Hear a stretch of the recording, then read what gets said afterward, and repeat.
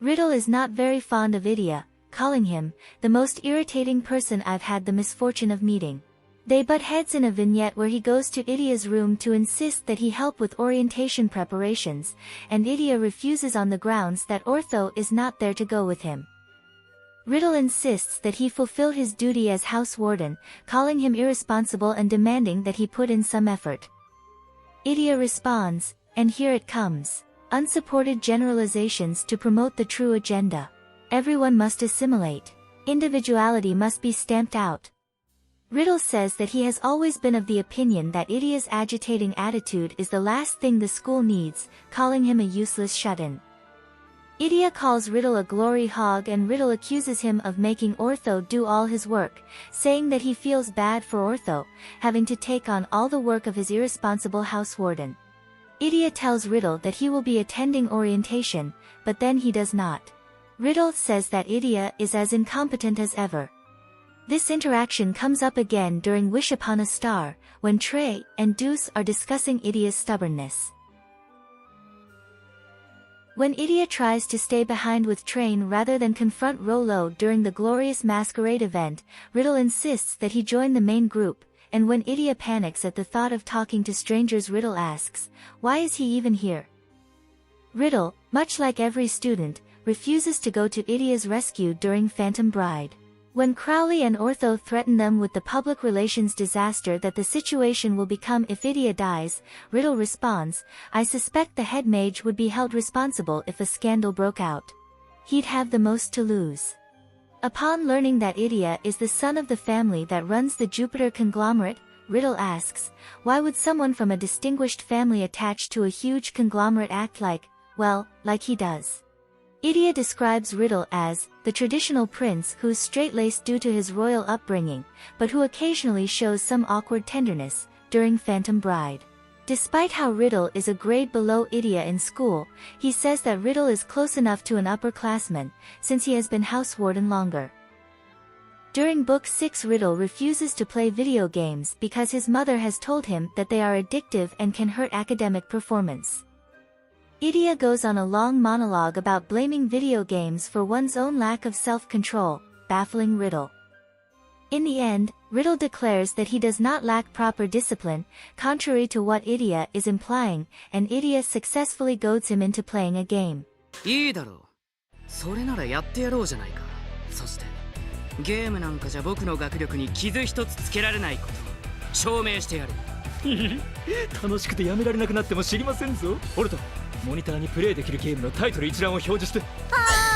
Idia says that while Riddle has magic muscle in spades, he is fragile physically and mentally. When Riddle volunteers to act as bait to save the rest of the group from the Fire Lotuses during Glorious Masquerade, Idia accepts immediately, with both Epel and Sebek calling him out for not making a token protest. Idia agrees that Riddle is the optimal choice to stay behind due to his magic reserves, but Jamil observes, "You just made up that justification so you wouldn't have to be the bait."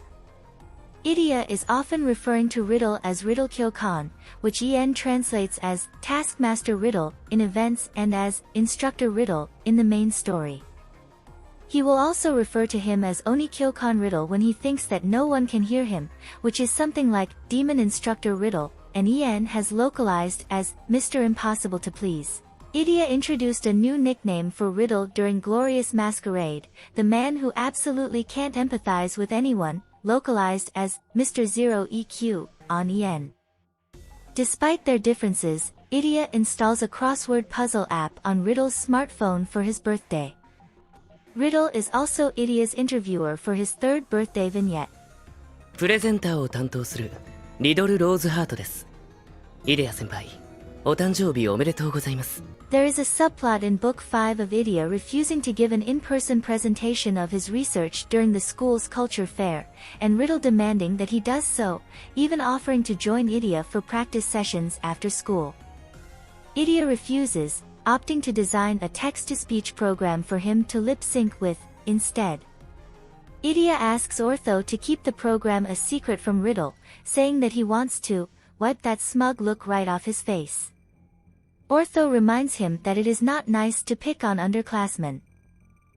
Riddle says that he is looking forward to Idia's presentation, as he considers Idia's field of specialty, technomancy, to be one of the most fascinating areas of study in modern magic. Idia's presentation is a success. Ortho confides in Riddle that the Fairy Gala remix event is the first time that anyone has ever needed him instead of his brother, saying, "I came to this school as one of Idia's technomatic gadgets. I was no different than a PC or a blast cycle. And I was going to leave with Idia once he graduated. It's different now, though. I've been recognized as a person rather than a gadget."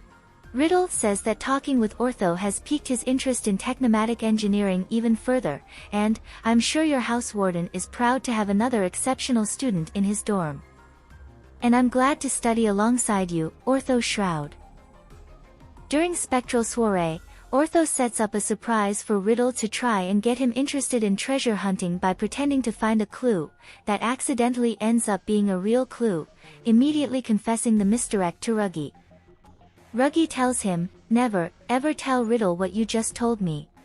Riddle ends up delighted by having been able to find what they were looking for, unaware that the hunt was instigated by Ortho's misdirect, expressing excitement at the heart-pounding rush of anticipation right before Ortho opened the box. "I've never felt this way before." Ortho reflects, maybe it was too stimulating for Riddle Rosehearts.